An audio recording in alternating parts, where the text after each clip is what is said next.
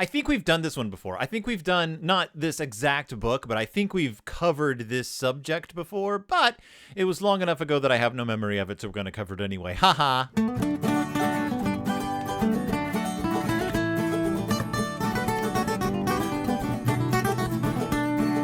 Welcome back to Deep in Bear Country, a Berenstain Bearcast. I'm your host, Phil Gonzalez, and no one else is the host. I am the host. I am the only one you'll ever see hosting, except for the one or two times a friend has guest hosted for me. This is the one time. This is the only voice you'll hear. I am the host of Deep in Bear Country. I just wanted to clear that up because I always say I am the host. I am your host. How do I say it? Welcome back to Deep in Bear Country, a Berenstain Bearcast. I am your host, Phil. I always say that. I am your host, Phil Gonzalez. And it struck me as odd that I would always have to remind people that I am the host. So I thought I'd just really hit it this time. I am the host. There is no other host. I am your host, Phil Gonzalez. And this week, what about please and thank you? We've talked about please and thank you in the past, but what a weird thing please and thank you are. What weird things they are. What weird things to say. And you might be thinking to yourself, that's not true. That's not true at all. Everyone says please and thank you, but they don't. That's what's so wild. Please and thank you, although there are equivalents in other cultures and languages, they are not universal, statements.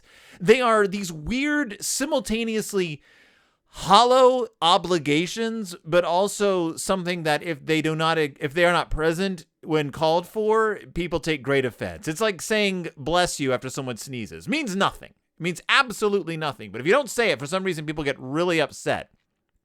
I don't say it, by the way. I am the person who doesn't say bless you when someone sneezes. Why? Because we don't say something when somebody farts. Huh? Why don't we say anything when somebody farts? Like, good on you, mate, or something like that. I don't know, but we insist on it for sneezing, not for burping, not for coughing, nothing, no other involuntary noise that the body makes do we feel obligated to say a formalized phrase. Like, not even just acknowledge it. But no, we have to say a formalized phrase, with proper wording. We have to say it within a certain amount of time or it doesn't count. When someone sneezes, even when a stranger sneezes, we're like, oh, bless you, or gesundheit. We got to acknowledge that this person sneezed. We don't do it if someone throws up. If someone throws up, we walk away. But when they sneeze, forget about it. Please and thank you are the same way. Now, we are hammered into our minds from youth, in America at least, that when you want something from someone, you say please. And when they do something for you, when somebody does something for you, whether it's been requested or not, you say thank you. And like the Pledge of Allegiance, we never explain to children what this actually means. It is just a thing that they say, like picking up a phone and saying hello. Nobody knows what it means. Nobody knows what they mean when they say hello. What you don't? It's a greeting, sure, but what does it mean? What does it mean? Please and thank you. What weird things to say.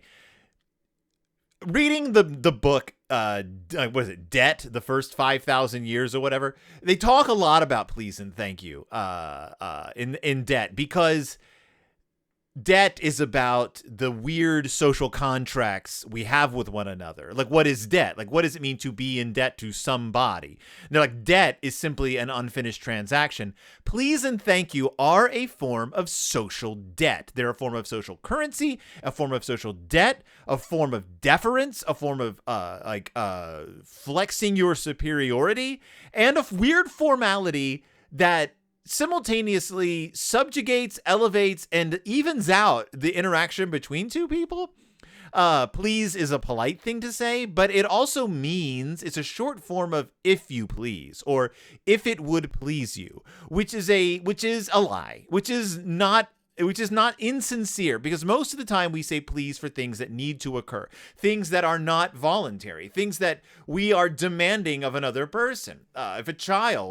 If you say to a child, would you please put away your toys? And they say no, they are going to get in trouble. But we have said please, which is short, again, for if you please, if it would please you, which literally means you are under no obligation to do this. However, if you don't say please to that child, you're being rude to that child, even though if the child chooses not to do it, they, in turn, are being rude. It makes no sense. There is no give and take. That is not a form of social capital. That's not a form of that's not that's not transactionary. It's not how transactions work. Transactions are you give me this and I will give you that. Not I will request this and if you give it to me, then it doesn't make any sense. Please and thank you. Thank you, though. Thank you is weird. Thank as a word is weird. Thank comes from Old English, like 610 or something.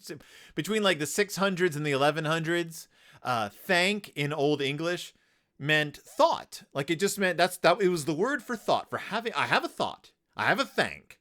It gradually meant it developed the meaning of I have a fond thought of a person. And then it evolved even more to mean a thought of a person who has done something nice for you. Like, do you see where this is headed? So thank you originally meant I am having a nice thought about you because of this really nice thing you did. Thank you. It wasn't transactionary necessarily. It was more an acknowledgement. It was a polite acknowledgement.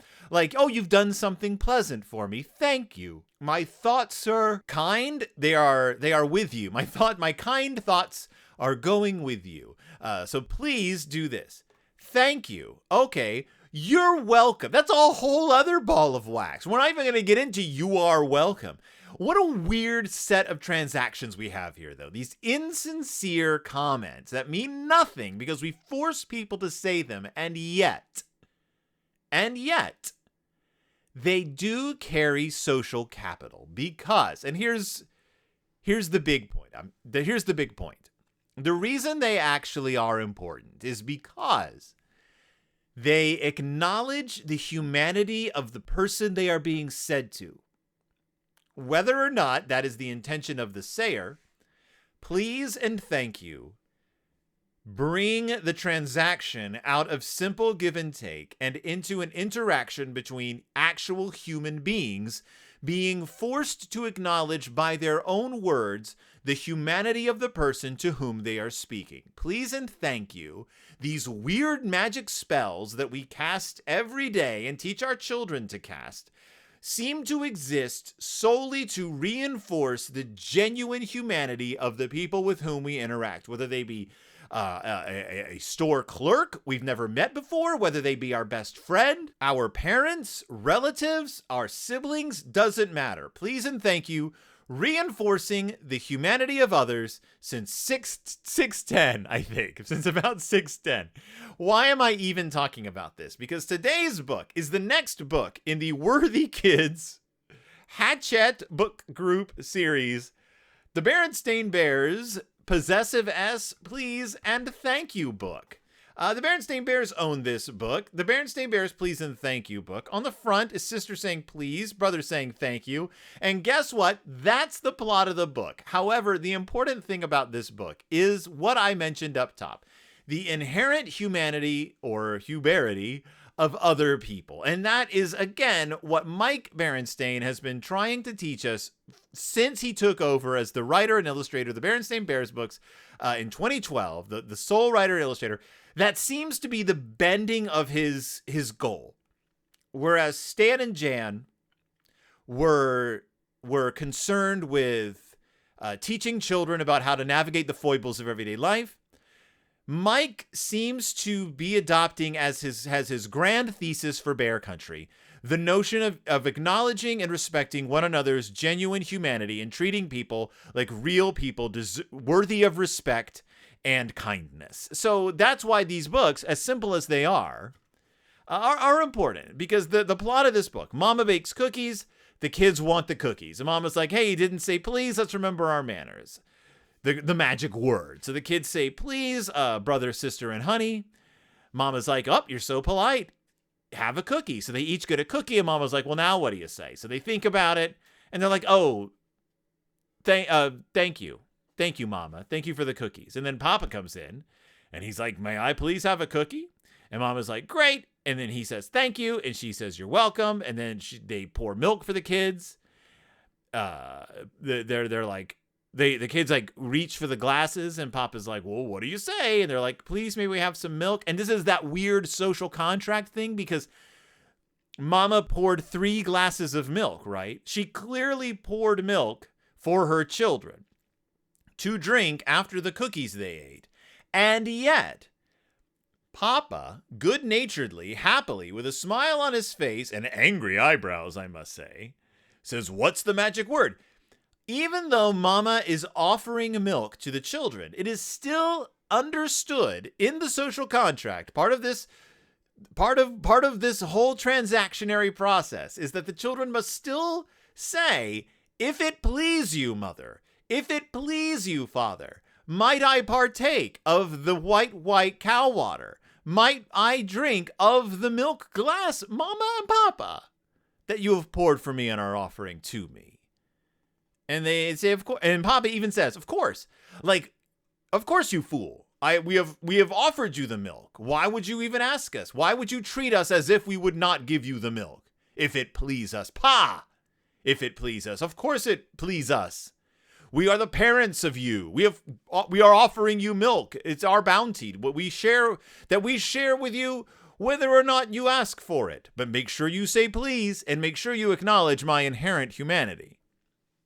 Thank you, say the cubs, and you're welcome, says Papa, even though Mama's the one who poured the milk.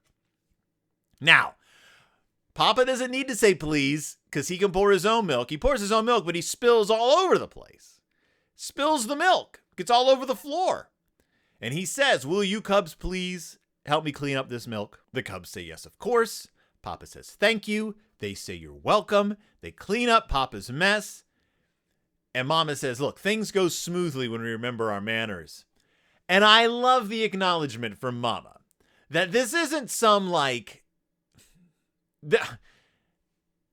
You do this just because people will notice if you don't. Things go smoothly, kids. Like, look, say please and thank you, or people will call you out on it. Please, just say please and thank you. Things will go a lot more, things will go better for you if you say the please and the thank you. And remember, all you need to do is say the magic words. And then the last page of the book, and remember, it's a hardbound board book. The last page of the book is the bear family, Mama, Papa, sister, brother, and little Honey nestled in Mama's arm. Little Honey, who changes size depending on what she's called on to do. A much smaller honey bear than we've seen previously in the book, sitting in Mama's arm. And they're all yelling at us in red, bold words. Please. Thank you. You're welcome. Not please, thank you, and you're welcome. You just need these magic words. Please, thank you, you're welcome. Period. That's the end of the book. It ends with the bears shouting magic words at you like they are some kind of wizards, attempting to put you in their spell, which they are. They're the bear family. That was the Berenstain Bears Please and Thank You book. Not the Berenstain Bears Say Please and Thank You, but their Please and Thank You book. The book we will all learn from in the future. Those weird social contracts. You know what the flip side to please and thank you is? You know, the other half of please and thank you. It's probably I'm sorry. It's probably I'm sorry. That's like the other end when things go wrong. You don't ask permission to hurt somebody, but you definitely say I'm sorry. But we'll get into that later because our next book is the Berenstain Bears Say I'm Sorry. Spoiler alert, they do. It's the next in the board book series. So thank you so much for listening. Thank you so much for joining me. Join me next time when I cover the Berenstain Bears Say I'm Sorry, another Mike Berenstain joint. Again, these books are nicely illustrated. They are hardback board books. They're fun little additions to your library. Pick them up if you are of a mind. You can find me at BerenstainBearcast.org. You can listen to my other podcasts. It's Del Toro Time that I do with my now college graduated child, Willow, and Pizza Toast, a YA books and media podcast that I do with my good friend, Christy Admiral. So I have three podcasts. Give them all a listen. We could always use more listeners. And also, as usual, you can find everything I post. I also post on my YouTube channel. It's Phil Gonzalez. you'll see a little cartoon of me. So thank you once again for listening, and I'll see you all next time, deep in Bear Country.